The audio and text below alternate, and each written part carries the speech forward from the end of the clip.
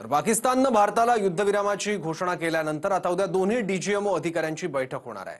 या बैठकीत नेमकं काय होणार याकडे देशाचं लक्ष आहे। तर चर्चेआधीच भारतानं पाकिस्तानला आधीच बजावलंय।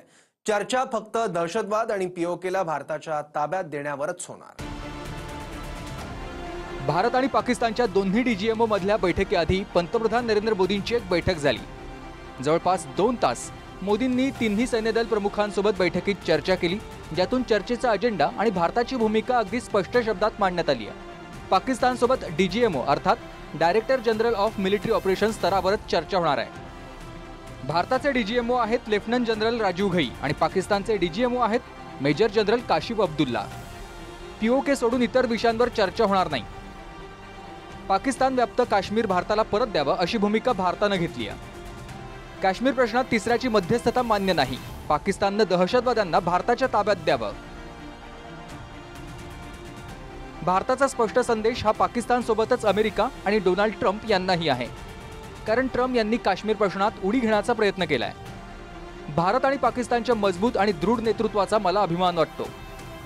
संघर्ष सुरूच राहिला असता तर मोठ्या प्रमाणात लोक मृत्युमुखी पडले असते आणि मोठा विनाश झाला असता आणि मला अभिमान आहे अमेरिका आपल्याला या ऐतिहासिक आणि शौर्यपूर्ण निर्णयापर्यंत पोहोचण्यास मदत करू शकली। काश्मीर संदर्भात 1000 वर्षांनंतर देखील काही तोडगा निघू शकतो। देव आणि भारत पाकिस्तानच्या नेतृत्वाला चांगलं काम करण्याचा आशीर्वाद देवो। पण आता भारतानं रोखठोक सांगितलंय की काश्मीरच्या प्रश्नात तिसऱ्या देशाची भूमिका किंवा हस्तक्षेप मान्य नाही। डोनाल्ड ट्रम्पनी मध्ये उडी घालण्याचा प्रयत्न केलेला आहे। डोनाल्ड ट्रम्पच्या मध्यस्थीची आपल्याला काहीही गरज नाही। आपण अनेक वेळा सांगितलेलं आहे की काश्मीर हा भारत आणि पाकिस्तानचा एक बायलॅटरल इश्यू आहे। आम्हाला कोणाच्याही मध्यस्थीची गरज नाही। तर डोनाल्ड ट्रम्पनी या विषयामध्ये नाक खुपसू नये आणि भारत त्यांचं किंवा अमेरिकेचं कुठलंही इंटरफिअरन्स या विषयामध्ये ॲक्सेप्ट करणार नाही। हा क्लिअर कट इशारा आपण डोनाल्ड ट्रम्पला पण द्यायला पाहिजे, अमेरिकेला पण द्यायला पाहिजे आणि चीनला पण द्यायला पाहिजे। युद्धविरामाची पाकिस्तानची विनंती भारतानं स्वीकारल्यानंतर आता दोन्ही देशांचे डीजीएमओ यांच्यात नेमकी काय चर्चा होणार याकडे लक्ष आहे। बैठकीआधीच पाकिस्तानचे संरक्षण मंत्री ख्वाजा आसिफनं पुन्हा अक्कल पाजळली आहे। आसिफनं म्हटलंय की भारतासोबत कोणत्याही प्रमुख मुद्द्यांवर चर्चा होऊ शकते। काश्मीर, सिंधू जलकरार आणि दहशतवाद हे प्रमुख मुद्दे आहेत असं आसिफ म्हणाले। पण भारतानं भूमिका मांडत म्हटलं की चर्चा फक्त दहशतवादावरच होणार आहे। सिंधू करार आणि पाकिस्तानसोबत व्यापार स्थगितच राहील। पाकशी दहशतवाद शिवाय इतर कोणतीही चर्चा होणार नाही। युद्धविरामाची पाकिस्तानची विनंती मान्य केल्यानं पाकिस्तान आता काश्मीरचा विषय अमेरिकेच्या मदतीनं सोडवण्याचा फाजील प्रयत्न कदाचित करतही असेल। शिमला करारामुळे ट्रम्प यांना या विषयात हस्तक्षेप करताच येणार नाहीये। 1971च्या भारत पाकिस्तान युद्धानंतर बांगलादेशची निर्मिती झाली। तत्कालीन पंतप्रधान इंदिरा गांधी आणि तत्कालीन पाकिस्तानचे राष्ट्रपती जुल्फिकार अली भुट्टो यांनी शिमला करारावर स्वाक्षरी केली, ज्यात भारत पाकिस्तान आपले सर्व वाद, विशेषतः काश्मीरचा मुद्दा द्विपक्षीय चर्चेने सोडवणार आहे। कोणत्याही तिसऱ्या देशाचा हस्तक्षेप नसेल।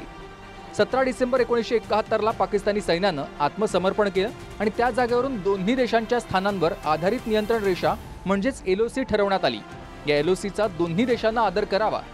भारतानं 93,000 पाकिस्तानी सैनिक म्हणजेच युद्ध कैद्यांची मुक्तता केली।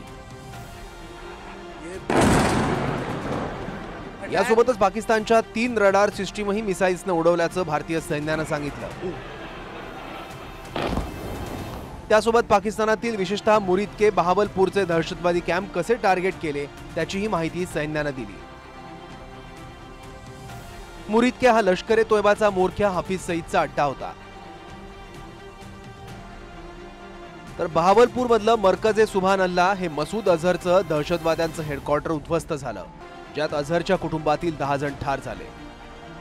ऑपरेशन सिंदूर दरम्यान भारताचे 5 जवान शहीद झाल्याची माहिती डीजीएमओने दिली।